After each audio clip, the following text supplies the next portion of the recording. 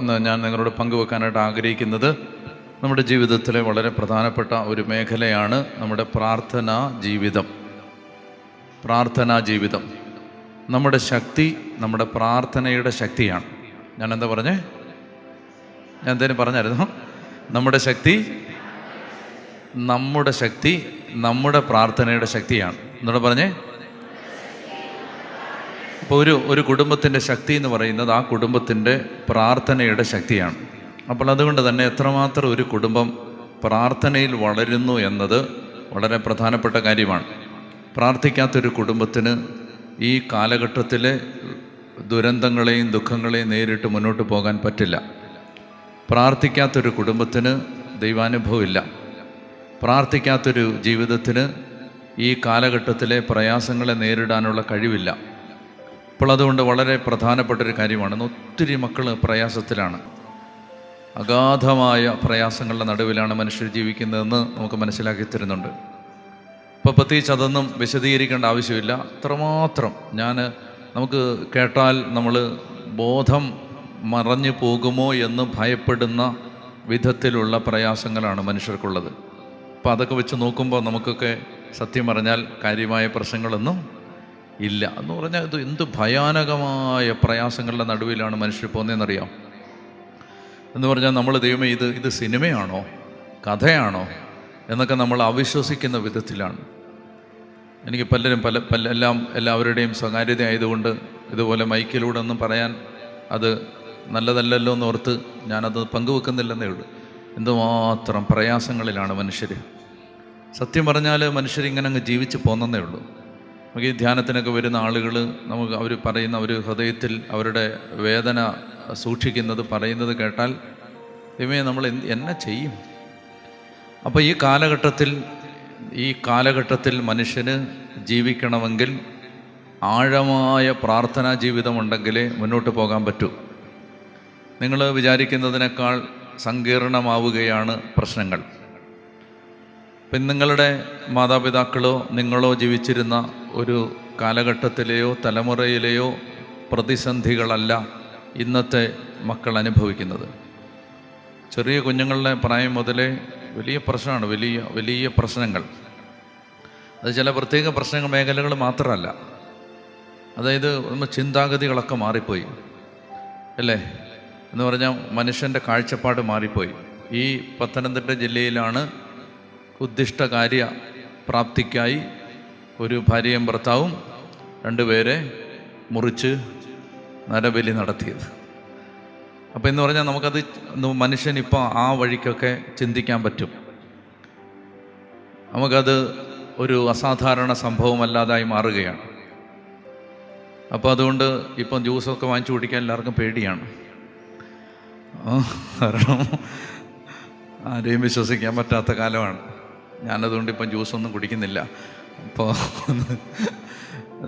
നമുക്ക് എന്ന് പറഞ്ഞാൽ മനുഷ്യൻ അങ്ങനെ മാറുകയാണ്. പറഞ്ഞേ ഹല്ലേലൂയാ, പറഞ്ഞേ ഹല്ലേലൂയാ, ഹല്ലേലൂയാ. പിന്നെ നമ്മുടെ കുഞ്ഞുങ്ങളാണെങ്കിലും ചെറിയ കുട്ടികളാണെങ്കിലും ചെറിയ കുഞ്ഞുങ്ങളൊക്കെ വന്നിട്ട് പറയുന്ന പ്രശ്നങ്ങൾ കേട്ടാൽ നമ്മൾ അന്ധാളിച്ചു പോവും. ഇപ്പം ലോകം അതുകൊണ്ട് നമ്മൾ അതിനെ ഒന്ന് ഓർത്തിനി അതിലേക്കൊക്കെ പ്രശ്നങ്ങളുടെ സങ്കീർണതകൾ വിവരിച്ച് നമ്മുടെ മനസ്സിനെ കൂടുതൽ അസ്വസ്ഥമാക്കുക എന്നുള്ളതല്ല എൻ്റെ ഉദ്ദേശം. ഞാൻ പറഞ്ഞു വരുന്നത് നമുക്ക് പ്രാർത്ഥിക്കാത്ത ഒരു കുടുംബത്തിന് നിലനിൽക്കാൻ പറ്റില്ല. ഞാൻ ഒരുപാട് തവണ പറഞ്ഞിട്ടുണ്ട്, നിങ്ങളോട് മുൻപ് ഇത് ഞാൻ പറഞ്ഞിട്ടുണ്ട്. പ്രാർത്ഥന എന്ന് പറയുന്നത് ഒരു നിക്ഷേപമാണ്. എന്താണ് പ്രാർത്ഥന എന്ന് പറയുന്നത്? നിക്ഷേപമാണ്. അപ്പോൾ ഈ പ്രാർത്ഥിക്കുന്നത് നിക്ഷേപമായിട്ട് കാണണം. ഇപ്പം നമ്മൾ ഡിസംബർ 1-ാം തീയതി 10,000 രൂപ ബാങ്കിലിട്ടു, ഡിസംബർ 2-ാം തീയതി 10,000 രൂപ ഇട്ടു. അങ്ങനെ 30 ദിവസം, ഡിസംബർ 30, 31 വരെ 31 ദിവസം 10,000 രൂപ വീതം ഇട്ടാൽ നിങ്ങളുടെ അക്കൗണ്ടിൽ എത്ര രൂപയുണ്ടാവും? ഞാൻ കണക്കിന് തോറ്റ ആളാണ്, നിങ്ങളതുകൊണ്ട് എന്നോട് ഉത്തരം പറയണം. എനിക്ക് ഇത്രയും വലിയ കണക്കൊന്നും കൂട്ടാനുള്ള ത്രാണിയില്ല. 31 ദിവസം നിങ്ങൾ ഡെയിലി 10,000 രൂപ വീതം ബാങ്കിലിട്ടാൽ നിങ്ങളുടെ അക്കൗണ്ടിൽ എത്ര ഉണ്ടാവും? 31 ലക്ഷമാണോ മോളെ? നീ തെറ്റിച്ച് പറയരുത്. 3 ലക്ഷമാണോ? എനിക്കറിഞ്ഞുകൂടാ, ഞാൻ കണക്കിന് തോറ്റ ആളാണ്, എനിക്കറിഞ്ഞുകൂടാ. ഞാൻ ഏത് കണക്ക് പറഞ്ഞാലും തെറ്റും. അതുകൊണ്ട് അപ്പോൾ ഏതായാലും 31-ാം തീയതി ചെല്ലുമ്പോൾ നിങ്ങൾ പറഞ്ഞ കണക്കനുസരിച്ച് 3 ലക്ഷമോ 3,10,000 31 ലക്ഷമോ എത്ര ആയാലും അതവിടെ ഉണ്ടാവും. ഒരു കാര്യം മനസ്സിലാക്കേണ്ടത് ഇതാണ്, നമ്മൾ പ്രാർത്ഥിക്കുന്ന പ്രാർത്ഥനകൾ പാഴായി പോകുന്നില്ല. അടുത്തിരിക്കുന്ന ആളോട് പറഞ്ഞേ, നമ്മുടെ പ്രാർത്ഥനകൾ പാഴായി പോകുന്നു എന്ന് പറഞ്ഞാൽ, പ്രാർത്ഥനകൾ പാഴായി പോകുന്നു. പ്രാർത്ഥനകൾ പാഴായി പോവില്ല എന്ന് പറഞ്ഞേ, പ്രാർത്ഥനകൾ പാഴായി പോവില്ല എന്ന് പറഞ്ഞാൽ, നമ്മൾ പ്രാർത്ഥിച്ച പ്രാർത്ഥന, ദൈവം എന്തോരം കൊല്ലമായിട്ട് പ്രാർത്ഥിക്കുക, അതെവിടെ പോയി? അതെവിടെയും പോയിട്ടില്ല. അതെവിടെ കിടപ്പുണ്ട്? അത് നിങ്ങളുടെ അക്കൗണ്ടിൽ നിക്ഷേപമായിട്ട് കിടപ്പുണ്ട്. നമ്മൾ എന്ത് നിക്ഷേപിച്ചാലും അത് നമുക്ക് പലിശയും കൂട്ടുപലിശയും ചേർത്ത് തിരിച്ചു കിട്ടും. നിക്ഷേപങ്ങളുടെ പ്രത്യേകത അതാണ്. അതായത് നമ്മൾ നിക്ഷേപിക്കുന്നത് നമുക്ക് കാലാന്തരത്തിൽ തിരിച്ചു കിട്ടും. പറഞ്ഞേ ഹല്ലേലൂയാ. ഞാൻ ആലോചിക്കാറുണ്ട്, എപ്പോഴും ആലോചിക്കാറുണ്ട്. അതായത് ഞാനിങ്ങനെ ഈ വഴിക്കൊന്നും തിരിഞ്ഞ് വരേണ്ട ഒരാളല്ല എന്ന് പറഞ്ഞാൽ, ഞാൻ അങ്ങനെയൊന്നും വരേണ്ട ഒരാളേ അല്ല. അപ്പോൾ ഞാൻ ആലോചിക്കാറുണ്ട്, ദൈവമേ, ദൈവവചനം പ്രഘോഷിക്കാൻ, വർഷത്തിലെ 365 ദിവസവും കർത്താവിൻ്റെ വചനമായിട്ട് യാത്ര ചെയ്യാൻ. അപ്പോൾ അങ്ങനെ ഒരു ഭാഗ്യം ദൈവം എനിക്ക് തന്നു, ഭാഗ്യമാണ്. അപ്പോൾ ഞാനത് ആലോചിച്ച് നോക്കി, ഇതൊക്കെ ആരുടെ പ്രാർത്ഥനയാണ്? ഞാൻ എപ്പോഴും ഓർക്കുന്നത് എൻ്റെ വല്യമ്മ, അപ്പൻ്റെ അമ്മ 102 വയസ്സുള്ളപ്പോഴാണ് മരിച്ചത്. 102 വയസ്സ്. ഞാൻ ഈ മരിക്കുന്നതിന് കുറച്ച് നാൾ മുമ്പ്, കോവിഡൊക്കെ ആയിരുന്നുകൊണ്ട് കാണാൻ പോകാൻ പറ്റില്ലായിരുന്നു. മരിക്കുന്നതിന് കുറച്ച് നാൾ മുമ്പ് അങ്ങനെ ബന്ധുക്കളൊക്കെ വിളിച്ചിട്ട് പരാതി കുറച്ചിൽ കൂടുതലായപ്പോൾ ഞാൻ ആദർശച്ചനെയും കൊണ്ട് ഞങ്ങൾ ഒരു ദിവസം പോയി അവിടെ ചെന്ന്, അമ്മച്ചി വയ്യാതെ, തീരെ വയ്യ, മരിക്കുന്നതിന് ഒരു 5-6 മാസം മുമ്പാണെന്ന് തോന്നുന്നു. അപ്പോൾ അന്നേരം ചെന്നിരിക്കുമ്പോഴും അമ്മച്ചി ദൈവത്തെക്കുറിച്ചും കർത്താവിനെക്കുറിച്ചും പ്രാർത്ഥനയെക്കുറിച്ചുമാണ് അമ്മച്ചിയുടെ തലയ്ക്കകത്ത് മുഴുവൻ. അപ്പോൾ ഈ വളരെ ചെറുപ്പം മുതലേ ഞാൻ ഓർക്കുന്നുണ്ട്. തീരെ ചെറുപ്പമായിരുന്ന കാലം മുതലേ ഞാൻ കണ്ടിട്ടുണ്ട്, ഇങ്ങനെ ഈ കട്ടിലിരുന്ന് തലയിലൊരു കീറ്റത്തോർത്തൊക്കെ ഇട്ട് ഇങ്ങനെ ഇരുന്ന്, അതിരാവിലെ തിരുസന്നിധി, അതൊക്കെ ഇങ്ങനെ പാടി.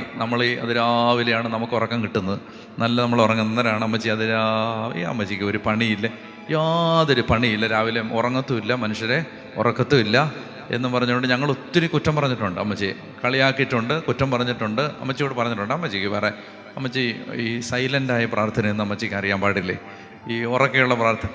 ഇപ്പോൾ രാവിലെ എഴുന്നേറ്റിരുന്ന് പ്രാർത്ഥന, പിന്നെ ഉച്ചയ്ക്ക് പ്രാർത്ഥന, പിന്നെ ഈ ബൈബിൾ എടുത്ത് ഇങ്ങനെ വായിച്ചുകൊണ്ടിരിക്കുന്നു.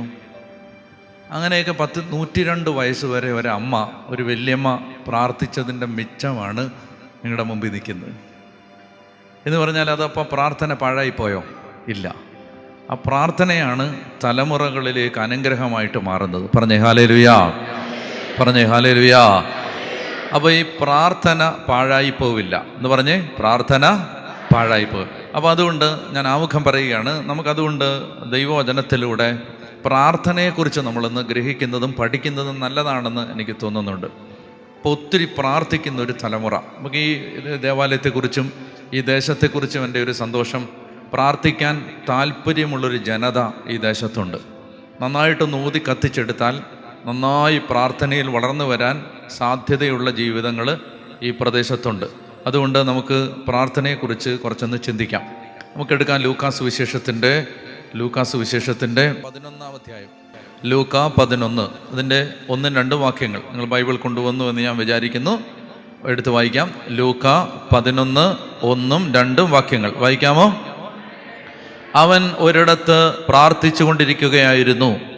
പ്രാർത്ഥിച്ചു കഴിഞ്ഞപ്പോൾ ശിഷ്യന്മാരിൽ ഒരുവൻ വന്നു പറഞ്ഞു, കർത്താവേ, യോഹന്നാൻ തൻ്റെ ശിഷ്യന്മാരെ പഠിപ്പിച്ചതുപോലെ ഞങ്ങളെയും പ്രാർത്ഥിക്കാൻ പഠിപ്പിക്കുക. അതാണ് ഒന്നാമത്തെ കാര്യം. അപ്പോൾ ഒന്നുകൂടെ വായിക്കാം. ലൂക്കാ സുവിശേഷം 11-ാം അധ്യായം 1-ാമത്തെ വാക്യം.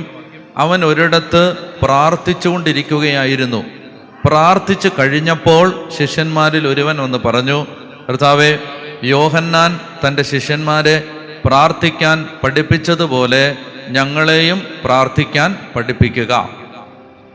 ശിഷ്യന്മാർ യേശുവിനോട് വന്ന് ചോദിക്കുന്നത്, തളർവാദ രോഗിയെ എഴുന്നേൽപ്പിക്കാൻ ഞങ്ങളെ പഠിപ്പിക്കണമെന്നല്ല, 5 അപ്പം 5000 വർദ്ധിപ്പിക്കുന്ന മാസ്മരിക വിദ്യയുടെ മർമ്മ രഹസ്യങ്ങൾ പറഞ്ഞു തരാമോ എന്നല്ല ചോദിക്കുന്നത്.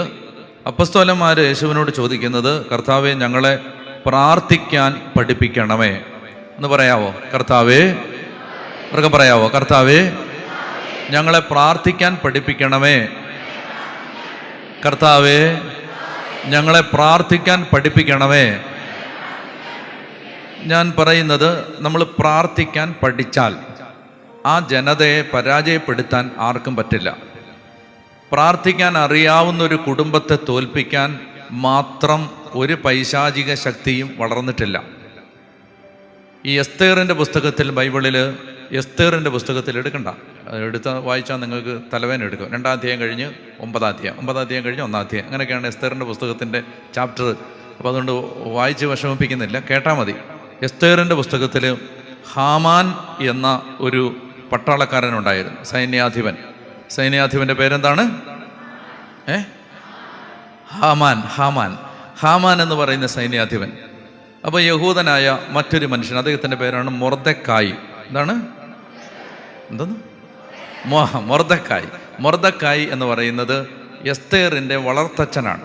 എസ്തേറിൻ്റെ വളർത്തച്ഛൻ. അപ്പോൾ എസ്തേറിനെ വളർത്തിയത് മൊർദെക്കായിയാണ്. അപ്പോൾ ഈ മൊർദെക്കായി ഒരു പ്രാർത്ഥനാ മനുഷ്യനാണ്.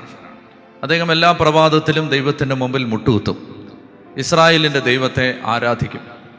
മൊർദെക്കായി ദൈവത്തിൻ്റെ മുമ്പാകെ മുട്ടുകുത്തുകയും പ്രാർത്ഥിക്കുകയും ചെയ്തിരുന്നത് കൊണ്ട് മൊർദെക്കായി ഹാമാനെ അധികം മൈൻഡ് ചെയ്യില്ലായിരുന്നു.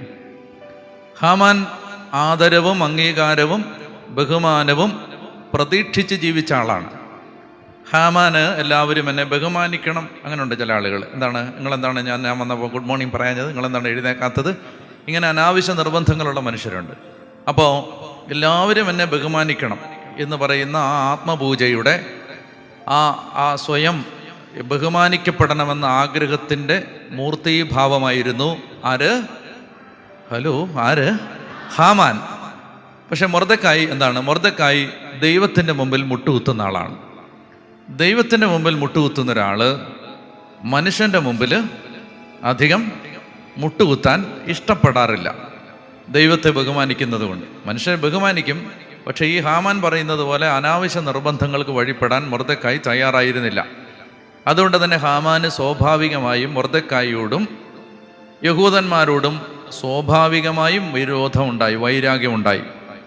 അങ്ങനെ ഹാമാൻ മൊർദെക്കായിയെ കൊല്ലാൻ ഒരവസരം അന്വേഷിച്ചു കൊണ്ടേയിരുന്നു. അങ്ങനെ ഇരിക്കുമ്പോഴാണ് ഒരവസരം വന്നു ചേർന്നു, യഹൂദന്മാരെ എല്ലാം നശിപ്പിക്കാൻ ഒരവസരം വന്നു ചേർന്നു. മൊർദെക്കായിയെ തൂക്കിലേറ്റാനുള്ള ഗൂഢമായ ഒരു പദ്ധതി ഹാമാൻ തയ്യാറാക്കുകയും മൊർദെക്കായിയെ പരസ്യമായി പൊതുനിരത്തിൽ വെച്ച് എല്ലാവരും കാണുകയെ തൂക്കിലേറ്റുന്നതിന് വേണ്ടി വലിയൊരു കഴുമരം ഹാമാൻ തയ്യാറാക്കുകയും ചെയ്തു. അപ്പം ഇങ്ങനെ ഹാമാൻ ഈ കഴുമരം തയ്യാറാക്കി മൊർദെക്കായിയുടെ കൊല സ്വപ്നം കണ്ട് കിനാവ് കണ്ട് ജീവിക്കുമ്പോൾ മൊർദെക്കായി എന്ത് ചെയ്യുകയായിരുന്നു? മുട്ടുകുത്തി ദൈവത്തെ ആരാധിക്കുകയായിരുന്നു. പറയാവോ ഹല്ലേലൂയാ? അതായത് സാത്താൻ നിന്റെ കുടുംബത്തെ നശിപ്പിക്കാൻ, സാത്താൻ നിന്റെ പ്രിയപ്പെട്ടവരെ വഞ്ചിക്കാൻ, ലോകവും പിശാചും ജഡവും മോഹങ്ങളുമെല്ലാം ഈ ലോകം ഇങ്ങനെ വാപിളർന്ന് നിൽക്കുന്ന ഒരു വിഷസർപ്പത്തെ പോലെ അപ്പാടെ വിഴുങ്ങാൻ ഇങ്ങനെ വാപിളർന്ന് നിൽക്കുമ്പോൾ നമ്മുടെ ജീവിതത്തെ നശിപ്പിക്കാനുള്ള പദ്ധതികളും കെണികളും തയ്യാറാക്കുന്ന നേരത്ത് നമ്മൾ എന്ത് ചെയ്യുകയാണ്? ദൈവമക്കൾ അവർക്ക് ചെയ്യാൻ അവർക്കറിയാവുന്ന ഏക കാര്യം എന്താണ്? പ്രാർത്ഥിക്കുക എന്നുള്ളതാണ്. അതുകൊണ്ട് മൊർദെക്കായി പ്രാർത്ഥിച്ചു കൊണ്ടേയിരുന്നു. പറഞ്ഞേ ഹല്ലേലൂയാ, ഹല്ലേലൂയാ. അതായത് നമുക്ക് അതാണ്, അത് ഈ ദൈവ മനുഷ്യർക്ക് ധൈര്യമുണ്ട്. ഞാൻ എന്താ പറഞ്ഞേ? ദൈവ മനുഷ്യർക്ക് ധൈര്യമുണ്ട്. ധൈര്യം. ഇന്നത്തെ മനുഷ്യന് ഞാൻ ഇന്നലെ പറഞ്ഞില്ലേ, വലിയ ഭയമാണ് മനുഷ്യന്. ഡിപ്രഷൻ, ഭയം. ഇത് മനുഷ്യനിങ്ങനെ അലട്ടുന്നുണ്ട്. അപ്പം നമ്മളൊരു കാര്യം മനസ്സിലാക്കേണ്ടത്, ദൈവ മനുഷ്യർക്ക് ഭയമില്ല. ഏലിയായുടെ ചരിത്രം ഒരു നാടകമാണെങ്കിൽ ആ നാടകത്തിനകത്തേക്ക് ഏലിയ എന്ന പ്രധാന കഥാപാത്രം കയറി വരുന്നത് ആമുഖങ്ങളില്ലാതെയാണ് കയറി വരുന്നത്. എന്ന് പറഞ്ഞാൽ നമ്മളിങ്ങനെ ബൈബിൾ വായിച്ച് പോകുമ്പോൾ രാജാക്കന്മാരുടെ 1-ാം പുസ്തകത്തിൽ എടുക്കും 17-ാം അധ്യായത്തിലേക്ക് എത്തുമ്പോൾ പെട്ടെന്നാണ്, ഓഫ് ഹാൻഡായിട്ട്, അബ്രപ്റ്റായിട്ട്, നൊടിനാഴിക നേരം കൊണ്ട്, കണ്ണിമ ചിമ്മുന്ന നാഴിക നേരം കൊണ്ട് പെട്ടെന്ന് ഒരു കഥാപാത്രം, അതും പ്രധാന കഥാപാത്രം സ്റ്റേജിലേക്ക് കയറി വരികയാണ്. അങ്ങനെയാണ് ഏലിയ നമ്മുടെ ഈ വചനത്തിൻ്റെ താളുകളിൽ പ്രത്യക്ഷപ്പെടുന്നത്. ഇങ്ങനെയാണ് ആ ഭാഗം തുടങ്ങുന്നത്. 1 രാജാക്കന്മാർ 17:1. അക്കാലത്ത് ഗിലെയാദിലെ തിഷ്ബയിൽ നിന്നുള്ള ഏലിയ പ്രവാചകൻ ആഹാബിനോട് പറഞ്ഞു. എടുക്കാവോ അത്? ഗിലെയാദിലെ തിഷ്ബയിൽ നിന്നുള്ള ഏലിയാ പ്രവാചകൻ ആഹാബിനോട് പറഞ്ഞേ ഹല്ലേലൂയാ. അതായത് കണ്ടോ, ഇതൊരു നാടകമാണെങ്കിൽ ഈ നാടകത്തിലേക്ക് പ്രധാന കഥാപാത്രം കയറി വരുന്നത് ആമുഖങ്ങൾ ഇല്ലാതെയാണ്, അവതാരികകളില്ലാതെയാണ്. അയാളിങ്ങനെ കയറി വരികയാണ്, വിത്തൗട്ട് നോ ഇൻട്രഡക്ഷൻ. ഇയാളിങ്ങനെ രംഗത്തേക്ക് പ്രത്യക്ഷപ്പെട്ടിട്ട് നമ്മളിങ്ങനെ അന്തിച്ച്, കാണികൾ, കാഴ്ചക്കാർ അന്തിച്ച് നിൽക്കുകയാണ്. ആരാണിത്? കോനെ, ആരാണിത്? ആർക്കും ഒന്നും മനസ്സിലാവുന്നില്ല അല്ലേ? ഒരു ഇൻട്രഡക്ഷൻ ഉണ്ടായില്ലേ? മറ്റേ ഞാൻ സിനിമയൊക്കെ പറഞ്ഞാൽ അത് മോശമാവുന്നുള്ളതുകൊണ്ട് ഞാൻ പറയുന്നില്ല. ചില കഥാപാത്രങ്ങളൊക്കെ സിനിമയിലേക്കൊക്കെ വരുന്നതിന് മുമ്പ് കൂടെയുള്ള ആളുകളൊക്കെ എന്ത് ചെയ്യും, ഒരു വലിയ ആമുഖം കൊടുക്കും. വരാൻ പോവാണ്, ആരാണ്? സിംഹം, നരസിംഹം വരാൻ പോവാണ് എന്നൊക്കെ പറഞ്ഞിട്ട് ആമുഖം കൊടുക്കും. എന്ന് പറഞ്ഞ പോലെയാണ് പ്രധാന കഥാപാത്രങ്ങൾ വരുന്നതിന് മുമ്പ് ഒന്നുകിൽ അതിനകത്ത് ഒരു സംഗീതം കൊണ്ട് അവരൊരു ആമുഖം തയ്യാറാക്കും. അതായത് അപ്പോൾ ഈ കാണികൾക്ക് അറിയാം ആരോ എന്തോ സംഭവിക്കാൻ പോവാണ്. അപ്പോൾ ഇങ്ങനെ വലിഞ്ഞു മുറുകുന്ന ഒരു അന്തരീക്ഷം സൃഷ്ടിക്കും. പക്ഷെ നമ്മൾ ഈ ബൈബിൾ വായിച്ച് പോകുമ്പോൾ നമ്മൾ കാണുന്നത് ഈ 17-ാം അധ്യായത്തിൽ നമ്മൾ ഈ വായനക്കാരൻ പെട്ടെന്ന് ഷോക്ക്ഡ് ആവുകയാണ്. വായനക്കാരൻ പെട്ടെന്ന് നടുങ്ങുകയാണ്. ആരാണിത്? ഈ കയറി വന്ന കഥാപാത്രത്തെ നിങ്ങൾക്ക് വല്ല പരിചയമുണ്ടോ? ആരാണ് ഈ വന്നത്? ഗിലെയാദിലെ തിഷ്ബയിൽ നിന്നുള്ള ഏലിയാ പ്രവാചകൻ. ഇതിനു മുമ്പ് അദ്ദേഹത്തെക്കുറിച്ച് ആകെയുള്ളത്, ഇതിന് തൊട്ട് മുമ്പ് 1-2 വാക്യങ്ങളിൽ അദ്ദേഹത്തെക്കുറിച്ച് നേരിട്ട് സൂചനയില്ല. അദ്ദേഹം വരാനുള്ള പശ്ചാത്തലം മാത്രം പറയുന്നു. അപ്പം ഞാൻ പറയുന്നത് ഇങ്ങോട്ട് നോക്കിയേ. അപ്പോൾ ഏലിയാ പ്രവാചകൻ കയറി വന്നു. അപ്പം നമ്മളിങ്ങനെ നോക്കുകയാണ്, ആരാണിത്? ഗിലെയാദിലെ തിഷ്ബയിൽ നിന്നുള്ള ഏലിയ. ഈ പ്രവാചകൻ കയറി വന്നിട്ട് അദ്ദേഹം പറയുന്നത് ഇങ്ങനെയാണ്, ഞാൻ സേവിക്കുന്ന കഷായോ, ഇസ്രായേൽ കഷായം സേവിക്കുന്ന കാര്യമല്ലേ പറയും. ഞാൻ സേവിക്കുന്ന ഇസ്രായേലിൻ്റെ ദൈവമാണ്. ഞാൻ സേവിക്കുന്ന ഇസ്രായേലിൻ്റെ ദൈവമായ കർത്താവാണ്. വരും കൊല്ലങ്ങളിൽ ഞാൻ പറഞ്ഞല്ലാതെ മഴയോ മഞ്ഞോ പെയ്യില്ല. പറഞ്ഞേ ഹല്ലേലൂയാ. നിങ്ങൾ മനസ്സിലാക്കണമെന്നറിയാം, ഇസ്രായേലിൻ്റെ രാജപരമ്പരകളുടെ ചരിത്രം പരിശോധിച്ചാൽ, ഇസ്രായേലിലെ രാജകുടുംബങ്ങളുടെ കഥ പരിശോധിച്ചാൽ നമ്മൾ കാണും, ആ ഇസ്രായേൽ രാജപരമ്പരകളിലെ ഏറ്റവും ക്രൂരനും അധമനും നീചനും നിന്ദനുമായ രാജാവായിരുന്നു ആര്? ആഹാബ്. മഹാനീചനായ രാജാവായിരുന്നു. നാബോത്തിൻ്റെ മുന്തിരിത്തോട്ടം പിടിച്ചെടുത്തവൻ. അദ്ദേഹത്തിൻ്റെ ഭാര്യ എന്ന് പറയുന്നത് ഇസ്രായേൽ ചരിത്രത്തിലെ ഏറ്റവും അധമയായ സ്ത്രീയായിരുന്നു. രാജപരമ്പരയിലെ ഏറ്റവും ഹീനമായ പ്രവൃത്തി ചെയ്ത ജസബൽ എന്ന് പറയുന്ന ഭാര്യ. ആഹാബും ജസബലും അപ്പം അത്രയും നൊട്ടോറിയസ് ആയ ആളുകളാണ്. അവർ കുപ്രസിദ്ധി നേടിയവരാണ്. കിരാതത്വത്തിനും ക്രൂരതയ്ക്കും കുപ്രസിദ്ധി നേടിയ ഈ രാജാവും രാജ്ഞിയും ക്രൂരനും ക്രൂരയുമാണ്. കേൾക്കുന്നുണ്ടോ? അപ്പം ഈ രാജാവ് കൊള്ളരുതായ്മകൾ ഇങ്ങനെ ഓരോന്നോരോന്ന് കാണിച്ച് രാജാവ് ഇങ്ങനെ രാജ്യത്തെ നശിപ്പിച്ചുകൊണ്ടിരിക്കുമ്പോൾ പ്രവാചകൻ പെട്ടെന്ന് അങ്ങോട്ട് കയറി വന്നിട്ട് പറയുകയാണ്, രാജാവിൻ്റെ മുമ്പിൽ വന്നിട്ട് ഒരു സാമ്രാജ്യത്തെ ഒറ്റയ്ക്ക് നേരിടുകയാണ്. ഒരു രാജ്യത്തെ ഒറ്റയ്ക്ക് നേരിടുകയാണ്. ഒരു സാമ്രാജ്യ അധിപതിയെ, ഒരു പ്രജാപതിയെ, ചക്രവർത്തിയെ ഒറ്റയ്ക്ക് നേരിടുകയാണ്. നേരെ വന്നിട്ട് അയാളുടെ നെറുകയ്ക്ക് നേരെ ആരോപണത്തിൻ്റെ ചൂണ്ടുവിരൽ നീട്ടിയിട്ട് പറഞ്ഞു, ഞാൻ പറഞ്ഞല്ലാതെ ഈ ദേശത്ത് ഇനി മഴയോ മഞ്ഞോ പെയ്യില്ല.